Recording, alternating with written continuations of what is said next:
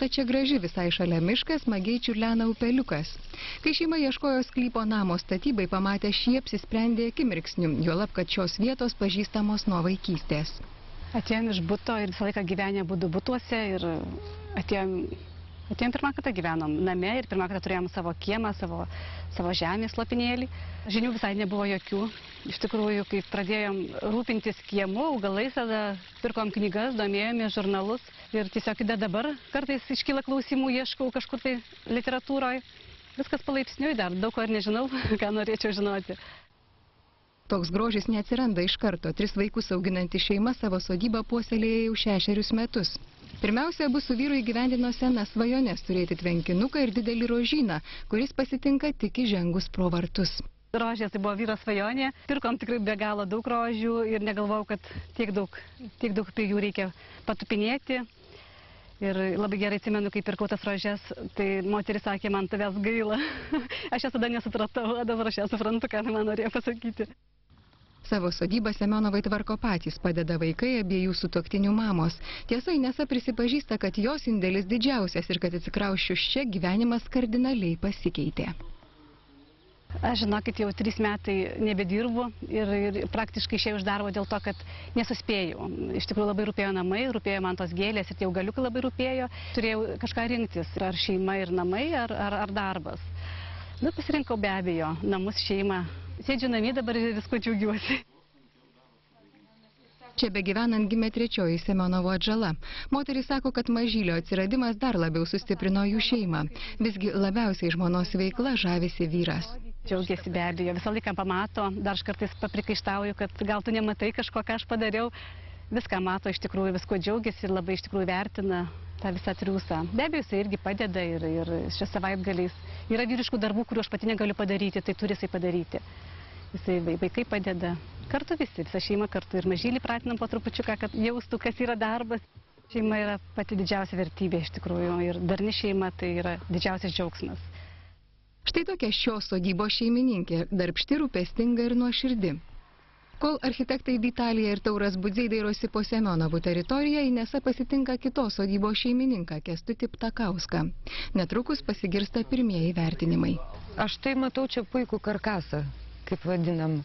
Vitalija Budzienė, Vilnietė architektė. Kūrybinis kredo gyvenamos aplinkos, estetikos ir komforto harmonija, grožio ir patogumo vientisumas. Puikus karkasas yra padaryta visuma, yra takeliai, funkcija ir kad ir atkreipdėmėsi, kur fasaduose, kur reikalinga koloniniai augalai, matosi puikiai ranka. Mes dabar žiūrim vasarą, kai yra viskas puiku ir žydi. O čia yra subalansuota ir vadinamas rudens grožis ir žiemos, kada nebėra lapų ir čia yra žalia, tai va tada visa puošia visi šitie visžaliai augalai. Man gražu. Aš tik tai, man gaila, nes aš įsivaizduoju tiek čia darbo. Jeigu man tiek reikėtų, tai... Tauras Budzys, Vilnietis architektas.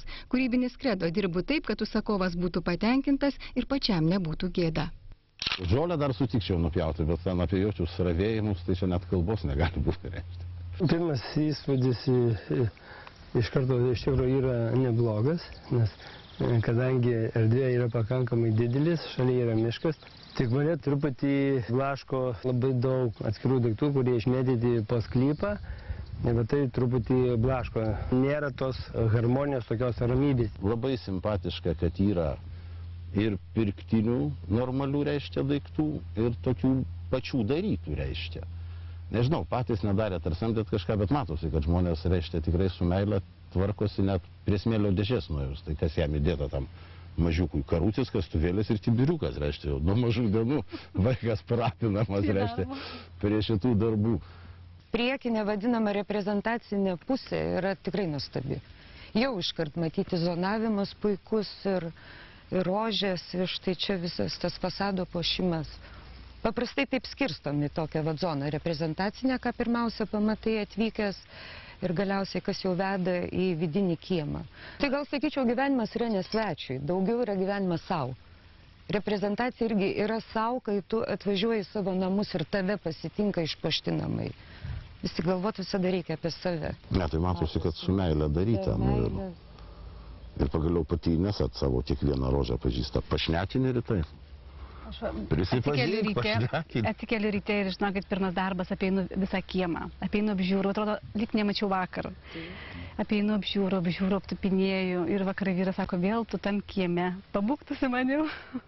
Čia puikiai yra išspręsta vaismedžių sodinimas, tiesiog va tokiu pakraščiu. Jis kartu yra vaismedžiai, bet jie ir stilistiškai kartu tinka. Toliau atitraukta tokiau nuo dekoratyvių augalų.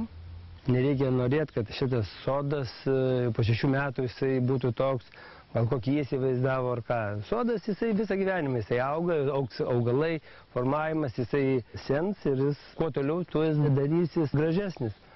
Inesa, iš garažo į gatvelę išvažiuoja atbula? Taip. Taip, nes apsisukti nėra kur.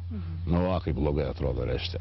Tam, kad tą išspręsti, reikėtų paimti tą namą ir pastumti truputį į priekį. Bet jeigu tą namą pastumtum į priekį, tai per šitą plotį prarastum nei daug, nei mažai duarus. Ir tie duarai būtų būtent vidinio kiemo. Nu, gaila, čia tą vidinį kiemą aš ateinu, tai kaip į sanatoriją, reiškia. Sėdi, jau čia gali pradėti gydytis nuo ko nors. Nu, sutvenkinti dar reiktų daug dar reikia patirbėti. Sutvenkiniu jis yra irgi taip, gan yra nebloga vieta. Ten pati blogiausia vieta tai yra tas takelis, kuris išeina iš tvenkinio iki kelio.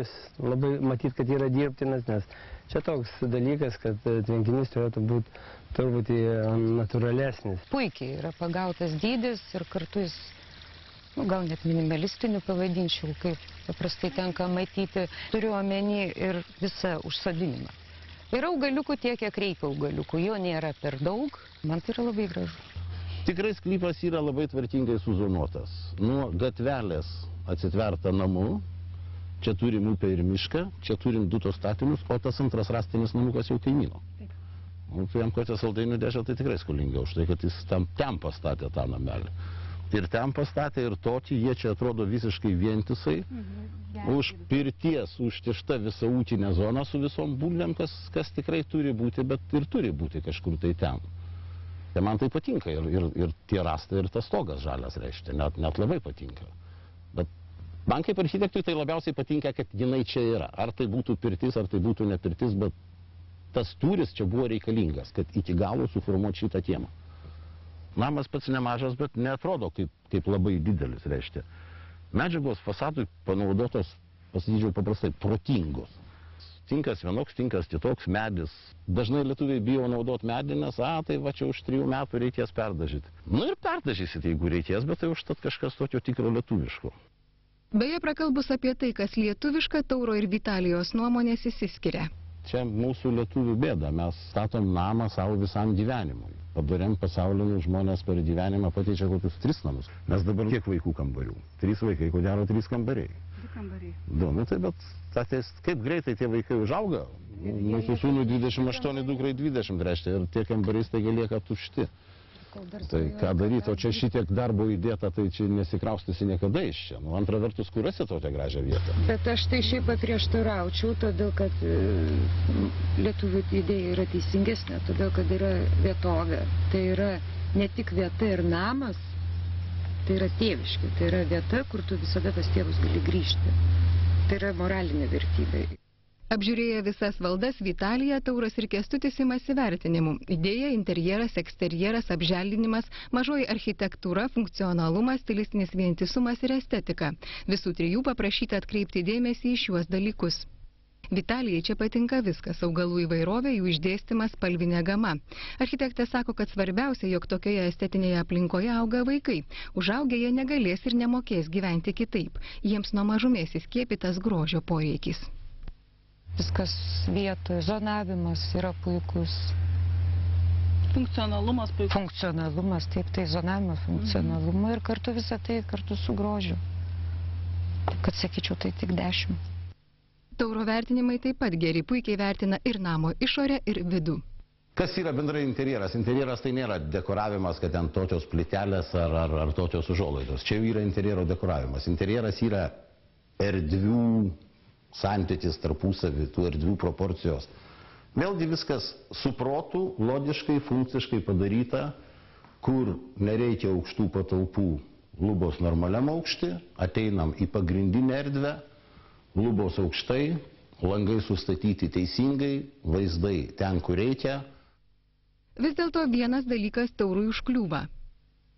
Gaspadorius, kai grįžta, gali atsakyti, reiškia, Gaspadorių 9. Kodėl? O kodėl Inesa, reiškia, vaikšto visos dėlytės išravėtos, o nuo terasos laiptukų plytelės nubirėjusios? Rankos ne ten auga, Čia ateities planai, čia... Ateities planai, 3 plyteles priklyja. Čia greitos ateities planai. Iš vis keisti terasą. Tai eksterjeras? 9. Kad intriga būtų kažkokia, tai. Pyksti? Ne, jokių būdų. Ne, pyksti. Aš turiu savo nuomonę. Idėja tikrai 10, mažoji architektūra tikrai 10, apželdinimas, Budzinės atė 10, funkcionalumas 10, estetika 10 reiškia. Ir Stilistinis vientisumas irgi 10. Apželdinimą galim įvertinti kokie 8-9 balai. O stilistinis vientisumas? O stilistinis tai būtų koks 6 balus maždaug, kaip yra, nes daug tokių yra dalyvių, kur trikdo visą harmoniją.